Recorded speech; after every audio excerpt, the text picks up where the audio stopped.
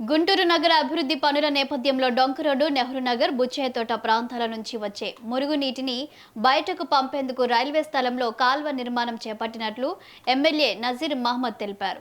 ఈ ప్రాజెక్టులో భాగంగా మోతీలాల్ నగర్ 0 లైన్లో ఉన్న 106 ఇళ్లను రైల్వే కార్పొరేషన్ రెవెన్యూ అధికారులు కలిసి తొలగించినట్లు చెప్పారు. అలాగే అక్కడ నివసిస్తున్న ప్రజలను ముందుగా పలుమార్లు కలిసి నచ్చచెప్పే ప్రయత్నం చేసినట్లు ఆయన వివరించారు.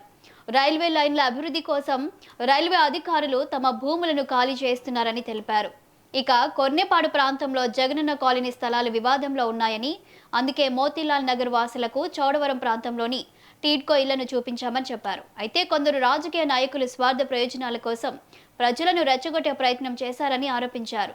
ప్రస్తుతం మోతీలాల్ నగర్కు చెందిన సుమారు 70% కుటుంబాలు చౌడవరం టీడ్కో ఇళ్లకు తరలిపోయాయని, మిగిలిన 20 కుటుంబాలకు కూడా అక్కడే ఇల్లు కేటాయిస్తామని ఎమ్మెల్యే హామీ ఇచ్చారు.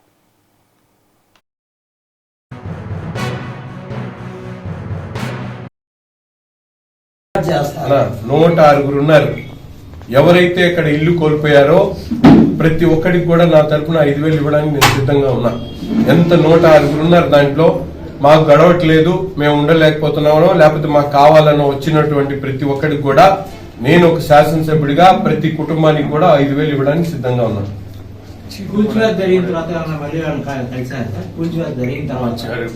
లేదు, ఇప్పుడే నేను మీటింగ్ వెళ్ళాను. ప్రతి ఒక్కళ్ళకి కూడా వాళ్ళకి కావాల్సినటువంటి రేషన్ కానీ లేకపోతే డబ్బుల పరంగా కావాలన్నా అందుబాటులో ఉండి మేము చేయడానికి సిద్ధంగా ఉన్నాం. ఇది ప్రజా అవసరాల కోసం తప్పని పరిస్థితుల్లో ఇది చేయాల్సినటువంటి అవసరం ఉంది. దీనివల్ల మిగతా ప్రాంతాలందరికీ కూడా ఇబ్బంది కలిగేటువంటి అవకాశం ఉంది. ఈ ప్రాంతంలో ఉన్నటువంటి 90 మందికి ఆల్రెడీ కొన్నేపాడులో లేఅవుట్ లో స్థలాలు ఇచ్చున్నారు.